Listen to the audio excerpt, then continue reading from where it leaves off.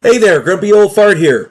Be sure to check me out over on Rumble. There you'll find all of my stuff from YouTube, plus my political and social commentary and weekly current events, which YouTube frowns on. Links to my Rumble channel, as well as my other YouTube channels, and links to let you order my books are in the description of this video. If you enjoy my content, please like, subscribe, share, and comment. I welcome your comments, even if you disagree with me. Now, on with the video. Hey there, Grumpy Old Fart here. I'm doing a Recon, the role-playing game story, The Hard-Earned Dollar.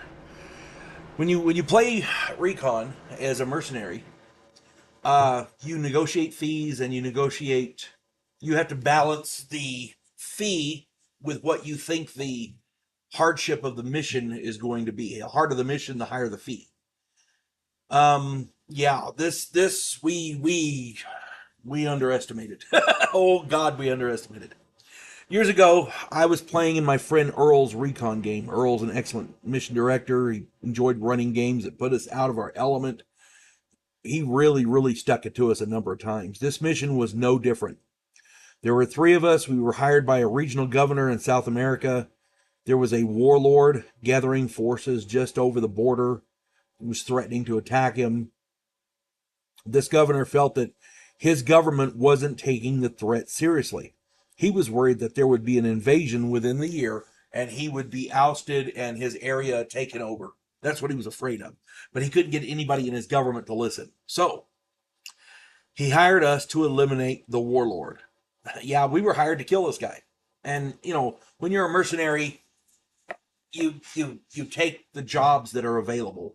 And it was that or sweeping floors. And, our sweeping floors doesn't make for a very exciting game. So here we go. We were hired to kill this guy. We got our gear. We headed into the jungle. We knew the approximate location of his base, but not much else. So we humped through the jungle for 5 days and were almost to the location when our point man, Ray, got wind of something not quite right. We took cover to wait for Ray to return. Gerald and I waited.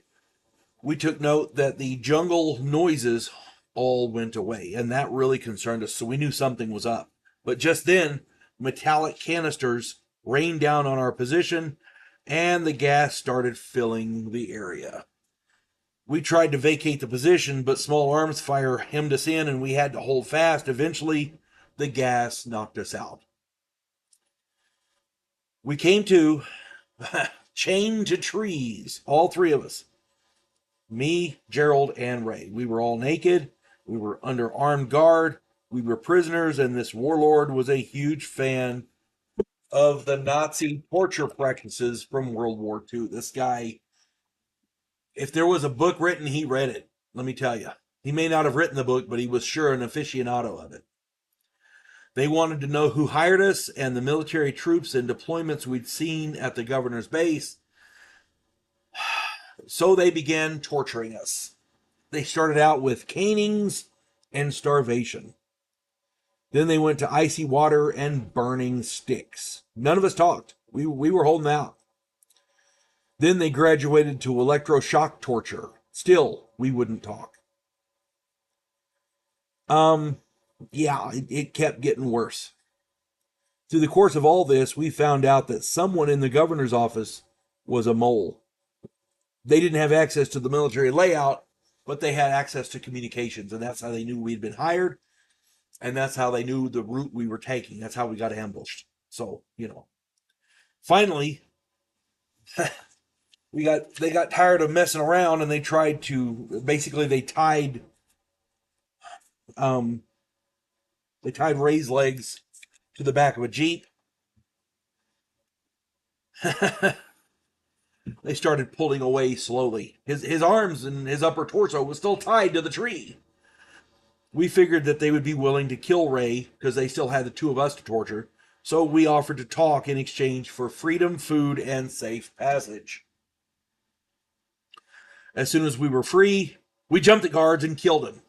We took their guns and killed the warlord before fleeing into the jungle. We ran from them and hid in the jungle for 2 weeks. We crawled through mud slicks, jumped from tree to tree, hid under bushes. We fought when we had to, hid as best we could. We made punji stake traps. We used spears. We made bows and arrows. I mean, just whatever we could. We ate snakes and berries. We drank from streams. We finally crossed the border and found a plantation where we were able to get help. Eventually, we made it back to the governor's place. We explained to him that he had a mole he had to ferret out. And he said, well, I'll pay you to find him. I said, oh, no, it depends. We got to get paid for this one first. The governor paid us exactly what he promised and not a penny more. He was a stingy bastard and no amount of hardship was going to change his mind. Yeah, we didn't find the mole for him. We said, give us our money and we're out of here. That was the hardest fee we ever collected. We did get the warlord, so he had to pay us, but man, we never worked for him again. That was just ridiculous. The hard-earned dollar. It was the hardest fee we ever had to collect, and that was ridiculous. So yeah, if you're playing in Recon, you got to weigh the job versus the pay, and negotiate accordingly. Always try to make the job seem more than it is, because there's always going to be complications. Just saying. Hope this finds everybody well. You folks have a good one. God bless one and all. There is a house in New Orleans where the monsters all hang out. When the police detective, who happens to be a skinwalker squirrel, uncovers a plot by a paranormal perpetrator, he has to enlist the aid of his fellow housemates. If you enjoy a modern, quirky take on historical mythology, check out my new original novel, The House Off Farrago Road.